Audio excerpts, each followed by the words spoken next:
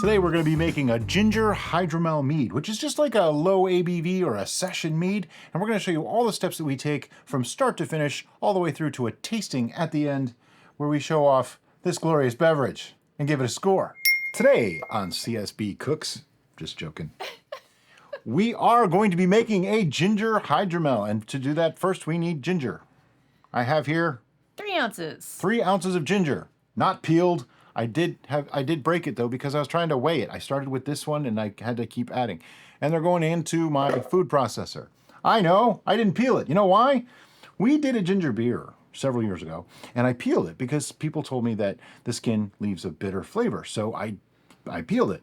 And then lots of people said that it doesn't leave a bitter flavor. So today we're gonna test that theory. We're leaving the skins on. And just to make things simple, instead of adding lemon juice or a lemon like we did in the past, we're going to be using, it's actually lime zest. It's from our Rangpur limes, but it's more lemony than lime.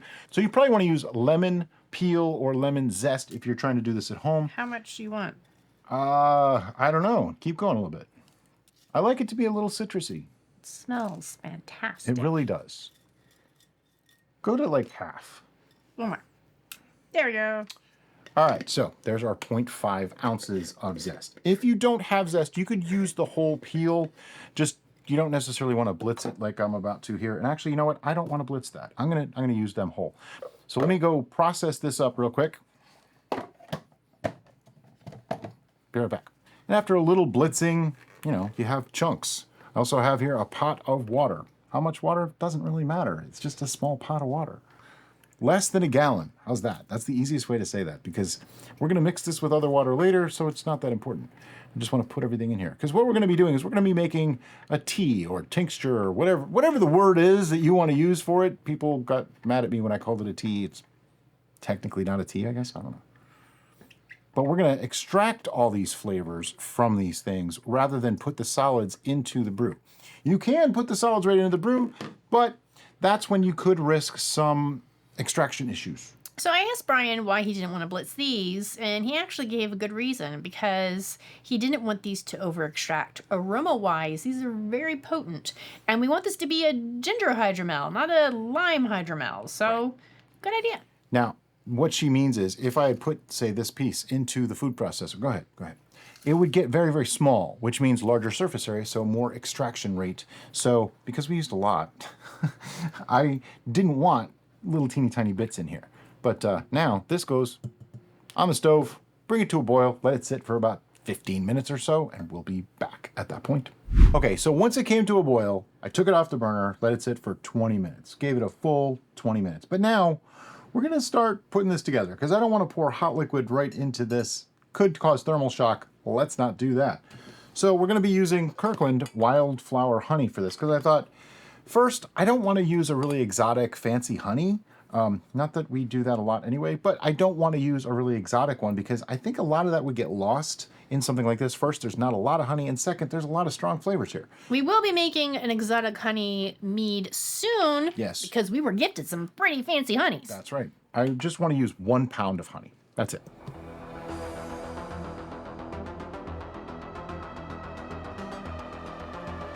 We have our 1 pound of honey, and we're gonna let that run in.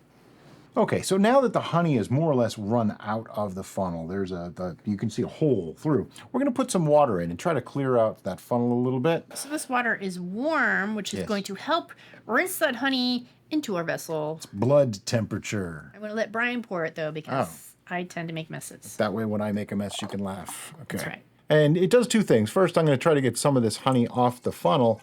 And second, we're creating a thermal barrier inside so that when I pour that hot liquid in there, we don't crack it.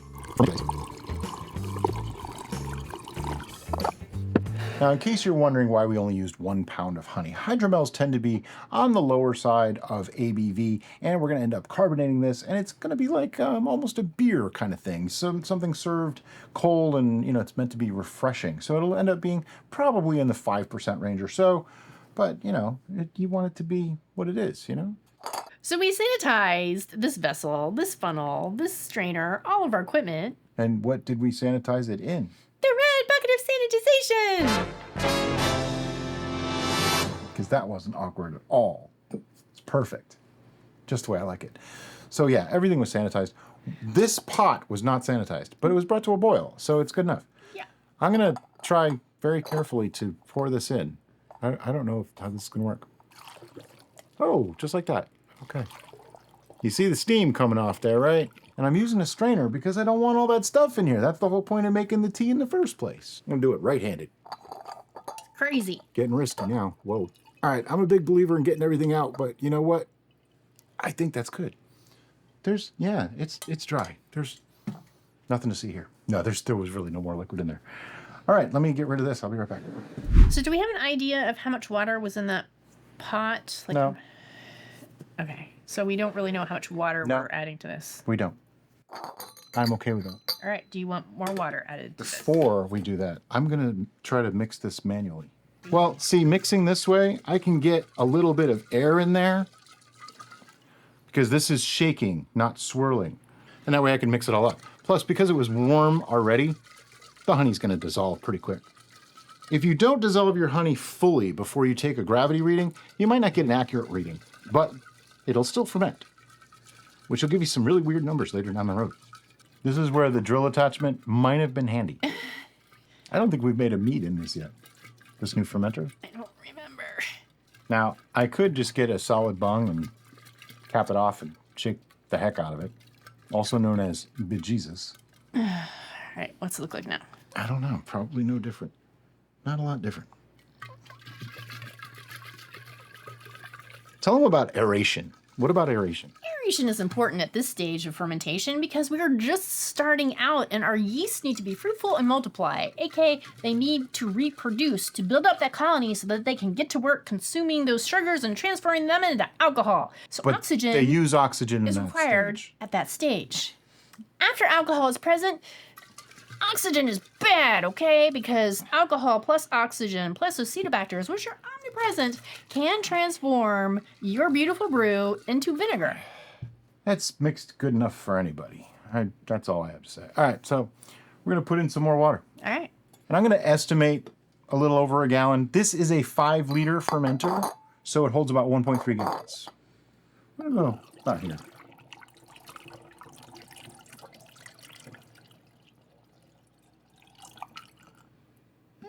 Just a touch more. There we go. Look at that. We used all the water that I put in the pitcher that I didn't measure. Anyway, and now I just want to mix this up just to make sure it's homogeneous. I used to say homogeneous. It was actually the wrong word. It's homogeneous. It's just, it doesn't sound as sexy, you know? Not that homogeneous sounds sexy, but you know what I mean. Okay, so a couple readings we want to take at this point. First, I want to take a pH reading. Now, you might be wondering, why would I need a pH reading? Well, it can be a little acidic in there, and if it's too acidic, our yeast might not like it, and it might not ferment well. That's why we used the peel of the lime rather than the whole lime or the juice of the lime, so I didn't have to worry about that. But it could still add a touch of acidity, so let's just find out. Just need a drop. Super green. Whoa. Look at that. That's crazy green. That is actually in the danger zone. Yeah. Okay. We need some acid. Let me explain what I mean by danger zone. There's this little thing Called botulism. called botulism. Once you get to 5.5 and above, actually, it can grow in 4.6 and above. So really, you want to be below 5.0 and you want to be above 4.0 for most yeast. This is, Like 6. it's 5.5 to 6. I can't really tell much It's difference from 5.5 nuts. to 6. Yeah. So we are going to add some acid. And the acid that I would choose to add to this one is citric acid, Citric acid. because we are using lime peels already, so citric acid makes sense. So you might be wondering, how did this get more alkaline? Well, here's the thing. It might not have actually gotten alkaline. It might have started out, because water is 7 naturally. So not a lot of honey, but honey is acidic, so that dropped it down. I don't know what ginger is. I would think ginger was acidic, but maybe it's not. Maybe Or it's maybe there's neutral. just not enough there to have an effect. So we are going to add a little bit of citric acid. And this is just a food-grade citric acid. I actually use it in cooking. And I'm going to add a teaspoon because I think we need a fairly significant amount. Careful. Yeah. And now I just want to swirl this up to mix it through. Again, that homogeneous thing. that will probably bring it down in range. Now, is it a guarantee that something bad would happen if we didn't do that? No. No, but better safe than sorry. That's just not something Absolutely. I really want to mess around with. Botulism is not cool, Yeah. really bad. So be very careful. And that goes for if your readings are too low and you try making it less acidic. Once you go past 5, now you're in danger zone. That's why I would go 4 to 4.5. That's pretty much exactly where I would stay. Because botulism literally cannot live below 4.6. Not that it's a huge scare for botulism. It's not really a huge problem in homebrewing. It's really not. I don't think I've ever heard of more than one case, and it was somebody did a really dumb thing. But it's important to us to stress Be aware. Yeah. these potentially dangerous things. Yeah. Did I go too far the other way now? Jeez. I did. That's nuts. Yeah, it's now like 3.5. Okay. You might like to think that I didn't do this on purpose, or that I did this on purpose. Oh, no, we did it. We didn't. It was No. I should have put in a half a teaspoon of the citric acid. As I was putting it in, I'm like, is this going to be too much? But hey, live and learn. So we're going to get out the potassium bicarbonate, and we're going to raise this up just a little bit. Could we actually go with this at 3.5? Yeah, probably. But it's on the low end of 3.5, so it's a little low for me. So we're no longer in danger of botulism, but we are in danger of potentially stressing out our yeast and not having them do their thing. So I'm gonna do roughly a half a teaspoon. This is potassium bicarbonate. It helps to make things less acidic. Maybe I can get that in there. Oh, look at that! I did. Oh, I did it volcano. Didn't volcano. Sometimes when you put that into an acidic thing, it might when I shake it up.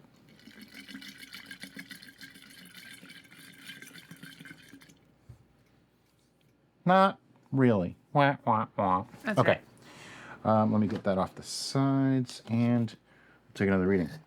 Now, for anybody that's sitting there going, you guys are a couple of chuckleheads. What the heck are you doing? This is everyday brewing. This could happen to anyone, okay? It's important to know what is happening in here and how to make adjustments if you need to. I mean, don't get me wrong. I considered saying, hey, you know what? We're just not going to show that part. But, I'd rather show it and talk about it. That way it's out in the open and we're being honest because we're homebrewers just like you.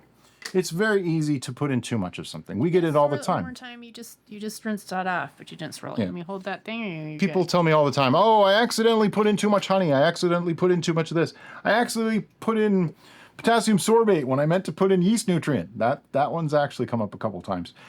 And, it happens. So, hey, let's figure out how to work with it rather than pretend it didn't happen. Looks like we're good. I think we are now we're definitely not at 5. I would say we're at 4, about 4.2, 4.3 maybe, which is spot on, Perfect. exactly where you want it to be. Had I put in the half teaspoon in the first place, probably would have been there. It's okay, 4.2 pH. All right. That was the first test that we needed to do. Did you want to write that you added acid blend and sodium bicarbonate, or After adjustments. Future me, when I read this note, is going to say, why did I add an acid and an alkaline to the same thing? Yeah, and then I'll remember what I did. Just because I'm paranoid, one last little mix. By the way, important tip when you're doing test strips, try not to let the liquid get back in there. You don't want that to mix. That's why I was doing it off to the side, just really quick. It's just a thing. don't drop? I didn't drop it, technically. I can't do Yeah, that. we don't like that graduated cylinder. You need to get a new one. We're working on it. So next, I'm going to take a specific gravity reading. And all this does is it tells me, am I in the ballpark of what I was hoping for, which should be around 1.035. That also gives us the first part of what we need to be able to calculate our actual ABV at the end. It smells lovely. I could drink that right now. Yeah, it would probably taste really good. Okay, it's 1.028.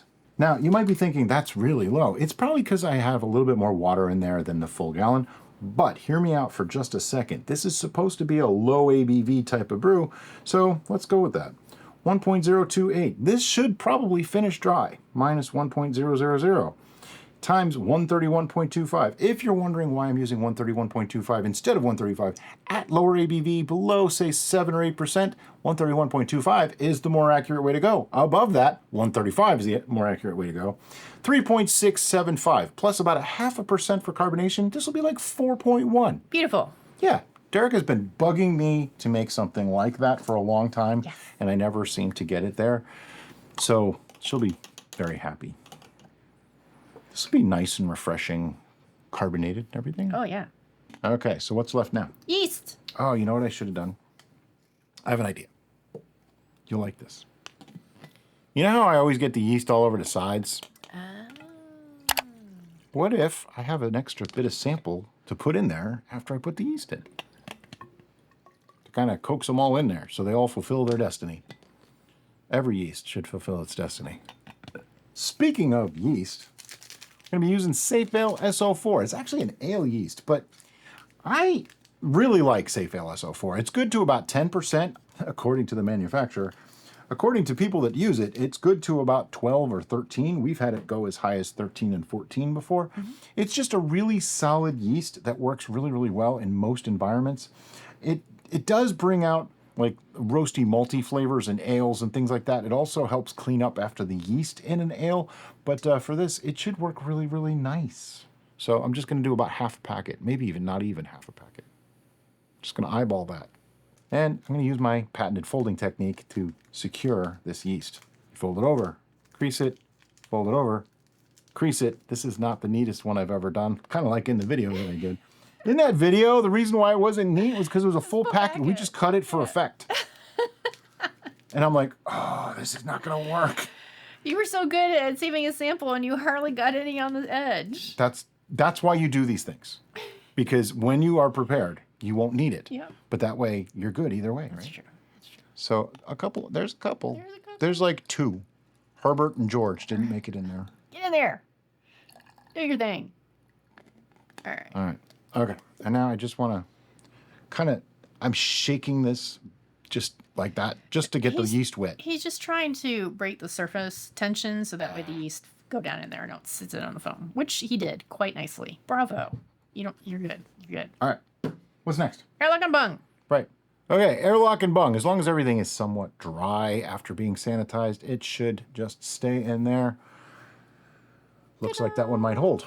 Okay. All right, we're gonna dry off our surface. We can put. Oh, we need tape. I don't even have tape. We'll do that off. We'll do that off camera. It's okay. So what are we gonna do with this now? We're gonna let it sit. It's going in the ferment station in a few days. First, it's gonna sit on like a cookie sheet, just something with a lip, in case it goes up and over and causes a mild volcano. Which could happen. Fermentation is an active process. There's live yeasts that you put in there, and they're doing their thing, and they're creating stuff, and so it might go out. If it does that and it gets too crazy, you can switch your airlock to a blow-off tube. We have a full video on that. I'll make sure to link that in the description below.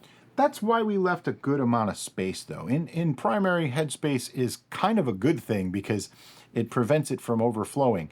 It won't cause oxidation. You're almost never going to oxidize during primary, except at the end when it's done, if you shake it up or get done with it. But in the beginning, you can't oxidize, so don't worry about that. That's later on. We'll talk about that again. So for now, like I said, this is going to ferment. It'll probably be done pretty quick. I'm guessing a week, maybe 2 weeks tops, and we'll be back to show you at that point what we do next. Okay, so it's been about 2 weeks, and looking at the airlock, it's still very, very, very slowly going. And there's a lot of little tiny bubbles inside. Bubbles everywhere. I don't know if it's just degassing or not, but I know one way to find out. This is at 1.028 to start. I can't imagine that it takes that long for it to ferment out. Don't drop your hydrometer into the tube. I keep doing it. It's a habit now. I need to break. Pun intended. Yeah, I broke the glass cylinder. That's why we're using a plastic one. It is actually beautifully clear, which leads me to think that this might actually be done. The yeast down there looks like a pancake. It really does. It's like thick. It's like you could eat Looks like it. sand. Okay. Well, let's see. It's very gassy. Yeah. So that... It could just be degassing. And because it's so clear, we can actually see that process happening. That is a possibility. Shake it up. Shake it. I saw that coming. Yeah. It's sitting at 994, 0.994. So that means we're going to rack it and move on to the next step. Okay, racking is actually really, really simple. We have videos on it. You have your source, you have your destination. We use what's called an auto siphon, which is basically like a little pump that starts a siphon going. Just a little crazy around here. As you can tell, everything is drippy because everything's been sanitized. Yes. As is our way. And I have the cap on so that I can go pretty deep into there without sucking up too much of the yeast, because we are actually gonna probably move to the final stage of this today, which is bottling. So we wanna make sure that it's as clean a product as possible. It's already nice and clear, we wanna keep it that way. So I just go about halfway down and I, just gentle up and down motion with the auto siphon and you get it going. I'm hesitant to say some of the words because people take it the wrong way. And I just want to do that. And then I move it down as the level of the liquid goes down, trying to get as little of the lees into it as possible. Like I said, we do have videos on this. Derek, I'll link one below. All right, so now we're going to take a little taste of it and see, does it need any adjustments before we set it up for bottling? It smells so gingery. Really awesome. It smells great.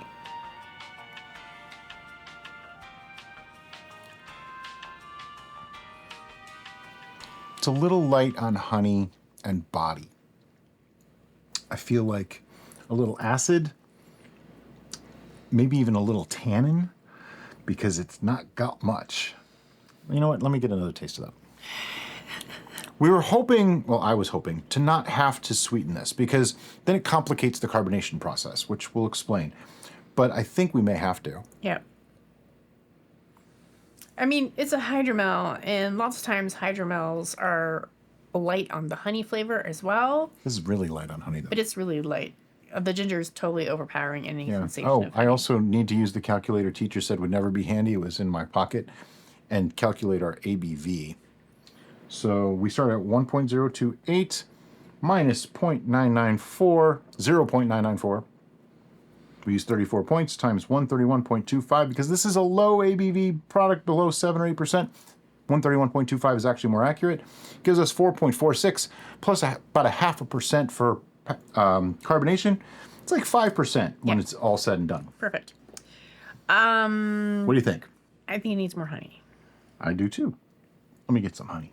Okay, so as we always do when we sweeten, we do it to taste. In this case, we have a little over a gallon, or just a few ounces. So if you were doing the same thing and I told you 1 pound of honey, it's not going to taste the same. So I don't know how much I'm going to put in, but probably less than a pound. I'll tell you that right now. I don't know that I want this to be overly sweet. Yeah, no, it shouldn't be overly sweet. We should just get at least a little bit of sense that there's honey in there somewhere. Yeah, exactly. I glooped this side. The trick to this method, though, is you want to make sure you mix it up properly, or else you're not getting a really good idea, and you might over-sweeten by accident. Plus, that last bottle is probably going to have a lot more honey in it than the first bottle, and they're going to taste different. Also, when carbonating, dangerous. yeah. But so far, this is turning out to be a nice, light, refreshing thing for summer. And it's a lot cheaper to make because it's using a lot less honey. I mean, we only used 1 pound of honey in it so far, plus whatever we're using for sweetening. So all total might be 1.5 pounds of honey versus a typical mead could be anywhere from 3 to 4 pounds of honey with sweetening and everything else. So big, big difference in price there. Get another taste. It is so gorgeously clear, though. Oh, it needs more. Barely any. I don't think I did anything to it.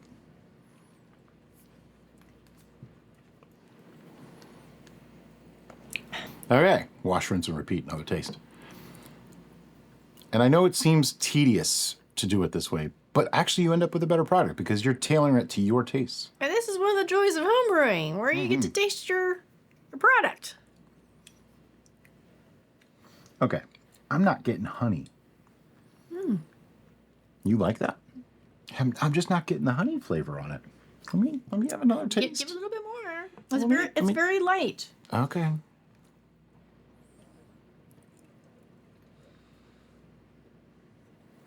Now the other side of it is, I am not the biggest ginger fan. I like it, Where I am. but I don't love ginger. So that could be a factor here too. It also tastes very, very watery to me still. It's starting to affect the color. Now I actually smell the honey. I a lot of times make that joke of it smells exactly the same. Well, this time now it doesn't. Well, when you sweeten with honey, it can change the aroma. That's why I make the joke. I think it's sweet enough. I initially thought maybe it needed some acid or tannin. I'm not sure that it does. No, I think it's good. I think it's actually fine. What I'd like to do, though, I'm not even going to weigh it. Normally, what we would want to do is add enough sugar to carbonate. In this case, because it's already sweet, I'm just going to let it pressurize till it's carbonated, if that makes sense. So I'm just going to add a bit more honey into it. That'll be our carbonation honey. You'd actually want to have 63 grams of honey added to about a gallon. So in this case, I'd probably need about 65 or 68 grams because we have slightly over a gallon. So I'm just going to eyeball it. And it's okay because if it's a little sweeter or a little less sweet, it doesn't really change much for us. I'm just going to get it carbonated enough. Do you want me to get that? Yeah. She has the turbos with sanitizer over there. I've been getting up to wash my finger every single time I do it. In case everything that I just said, other than the licking the finger part, doesn't make any sense. Normally, we would add 42 grams of sugar, which is about 1.5 ounces of sugar for carbonation. But this is a mead, so why not just use honey for carbonation? Because it totally works.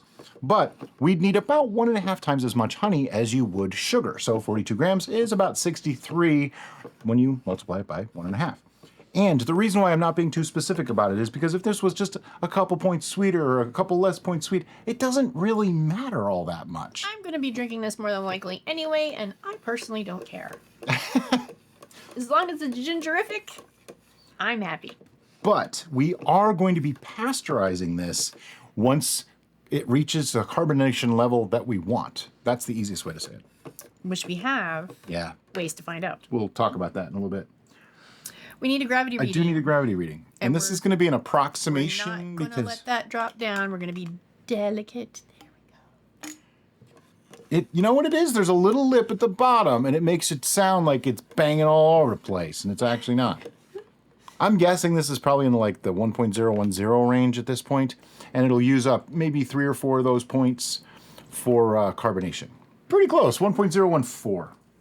But like I said, a few of those points are going to go away. So I'm probably going to say, well, you know what? I can do the math on that. If we know that 42 grams of sugar is enough for carbonation, which is the equivalent of 63 grams of honey, let me figure this out. So 42 grams of sugar divided by 454 in a pound gives me 0.0925 pounds times what sugar gives, which is 0.046 gravity, gives me 0.004. So 4 points of gravity of this will be consumed by the carbonation. Okay. Which, if I calculate that out with the 131.25, gives me 0.558. So 0.55, we always say about 0.5%. It's actually slightly more than 0.5%.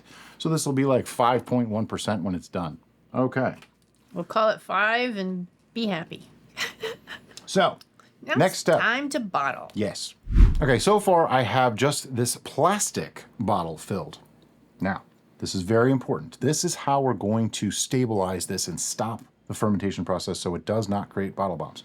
Very, very important to understand. With the amount of honey that we added, it is very likely to explode the bottles if you don't do something about it to stop it. Okay, now this isn't the sweetest brew ever, but it is sweet. There's enough honey in there. So you have to understand that natural carbonation is a mini and most times controlled fermentation. Yes. So because there's more sugar than is what is necessary for carbonation, the yeast don't know they're supposed to stop, and they're just going to keep eating and create more and more pressure unless we stop it. So this is our safety or our control, Right. where we know exactly when the pressure is right, so then we can stop the fermentation process. Let me explain how you do that. First, we're going to use a plastic bottle because they're a lot harder to break. Then we have a special...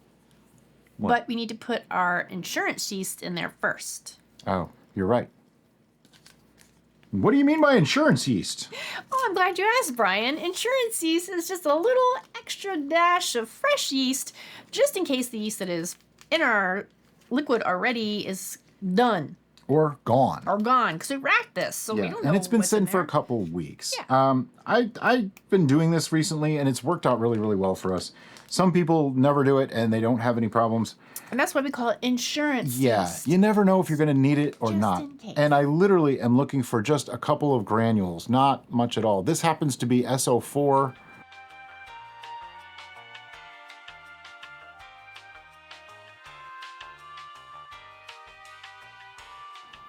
But you can use pretty much any yeast to do this. You can even use bread yeast. It's just literally like 30, 40 little grains. That's it that's in there. I mean, it might even not even beat that. And that's what it's for. On top of this bottle, though, I have a special kind of cap. It's like what they have on kegs, okay? And it fits this bottle beautifully well because it's a standard cap. You want to make sure you have one of these, though, and the plastic bottle. We do have links to both of these items below. Actually, all three of these items. Everything. Then we have what's actually used for carbonating. If I was to put a CO2 canister on here, I can attach that to this bottle and it'll carbonate it, okay? But we're using it a little bit differently. What I'm looking to do is turn off the pressure so that nothing's going to escape. This is going to build pressure up, and I have a gauge here that goes up to 60 psi. Now, through testing, we have found that 25 to 30 psi is our ideal range for carbonation. That's what our 42 grams of sugar, or in this case, 63 grams of honey, carbonates to when it stops fully. So, really simple. When this one hits 30 psi, we're going to pasteurize all the other bottles. This one, we're going to put in the fridge and drink that day. You do not want to not look at them. Trust me, the last time we did this, I ignored them for like 5 days. It's my fault. I messed up. I did not look at it. It overcarbonated. And when we were pasteurizing, 3 of the bottles popped their caps. That's all that happened, though. They popped their caps. We caught it well enough. And it was still pretty sweet. The brew came out wonderful. The brew was fantastic. We just lost 3 bottles because their liquid went everywhere. There was nothing to salvage. So what we're going to do with this is we're going to just keep it right on our dining table. Which so that I see it every day. So Last time we put it in the ferment station and I forgot. Yeah. So don't do that. So now we're going to go ahead and bottle the rest of our liquid, put the insurance yeast little granules in each one of them, and then we're going to cap them, and we'll get back to you when we do the capping process. Yes. Now it's time for our favorite new toy. North Mountain Supply sent us this bottle capper, and I love it. I had used the butterfly style in the past. This is so much better. But hold on, before we do that, I gotta make sure it's the right height. I think it is. What you want to make sure... You're not at the gauge. Yep, see? The top of your bottle needs to go up to the gauge.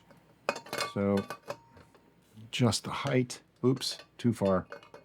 Down 1. Right there. Okay. Now, you want to make sure... Yep, that seems just about right. Okay.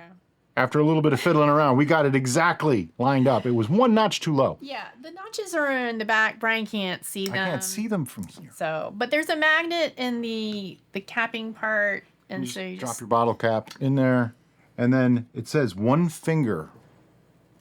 And you got to hold it steady. Ideally, you want this like bolted to a table or the floor. So that you can bolt it to your bench. We just, we do this at our kitchen table, and it puts the cap on. I mean, it's really quite satisfying. It's just, it's like my favorite new toy. Ridiculously so. So we're going to do the rest of these. And by the way, there'll be a link to this in the description below so you can get your own. We're going to finish these bottles up and be back with you.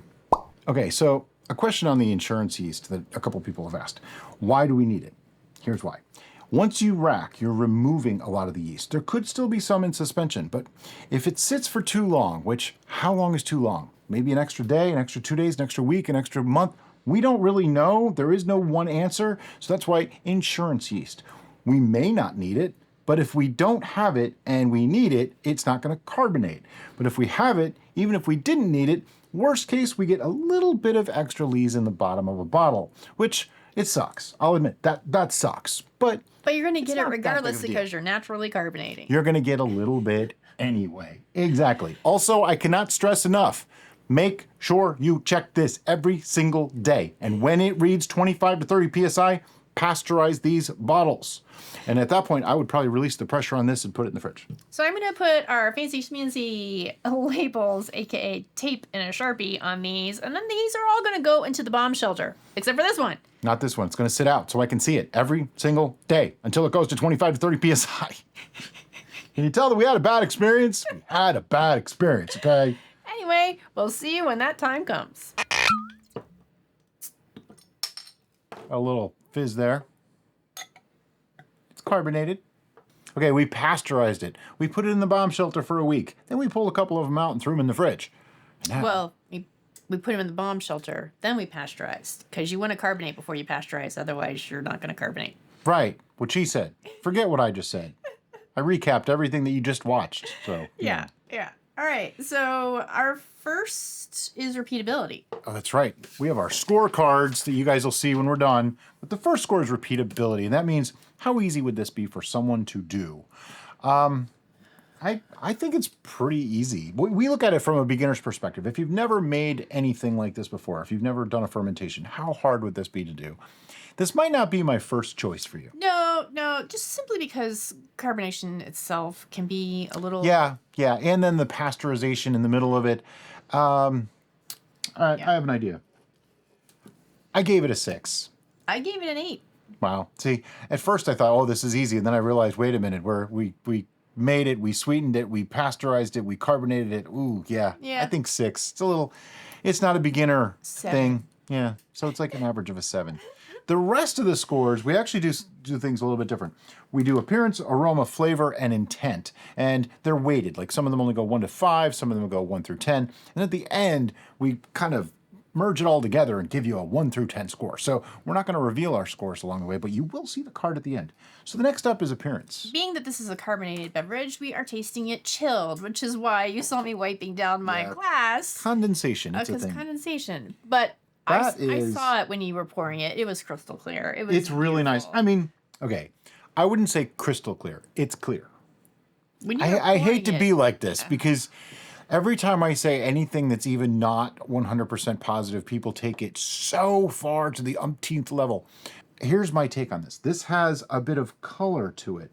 And as a result of that color, there is the most minutish haze. It's not crystal clear, but it is quite clear. It's very clear. It's even super clear, but it's not crystal clear. Does that make sense? But is- from an appearance standpoint, we're It's a looking at beautiful pale yellow Yeah. color. what's the color? Does it look appetizing? It looks delicious. It has a really nice amount of foam. I see bubbles coming up. Yes, it looks great. Next is aroma. How does it smell? Does it stink? Does it have feet? Is there anything good? Is there anything bad? Now, when things are cold, and in these glasses especially, it's going to be difficult to get much aroma. I'm getting plenty of aroma. But I do get some. Yeah, definitely.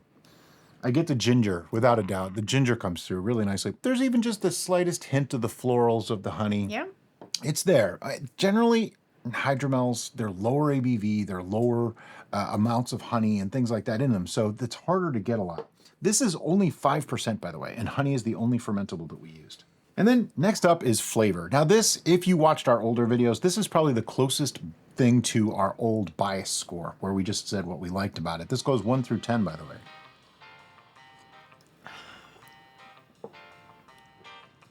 Okay, that is crisp and refreshing. It's nicely bright, good bite to it.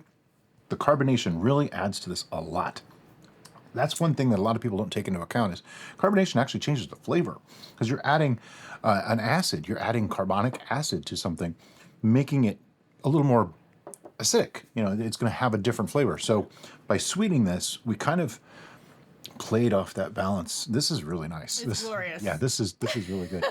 The ginger is coming through really nicely. There's just enough sweetness from the honey in there.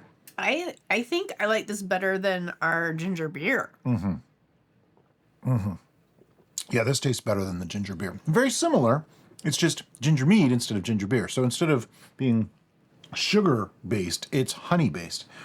The flavors meld a little bit better. This is lovely.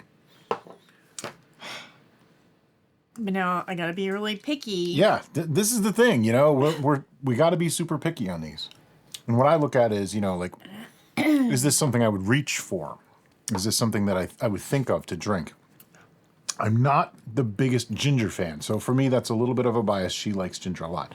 But in this case, I like it. I like ginger ale, though, and I like ginger beer, so go figure. Yeah, that is just, it's really, really nice. Trying to taste for things that are off, anything that I might want to improve. You know, is the sweetness level not enough? Is it too dry? Is it too sweet? It's really hard. All right, I got my flavor score. Then the last one is intent. And intent is if someone said, I made this ginger hydromel. What do you think? If smelling it, tasting it, looking at it and everything, this doesn't say ginger hydromel to me, then it gets a lower intent score. If it's very close to it, then it gets a higher intent score. That basically, how close is it to what the label on the box says, you know, that kind of thing. And we can also look at it from this perspective. What did we intend it to be? From that perspective, I think this is pretty darn close. And it's obviously a ginger hydromel. It comes out beautifully like one. There's nothing detracting from it being a ginger hydromel, in my opinion. Okay. And now is the time when we add up our scores and do all the scientific calculation. It's actually really, really simple. I hand my paper to Brian. You just math. Yeah. Let me dig out the calculator teacher said I would never have. Be right with you.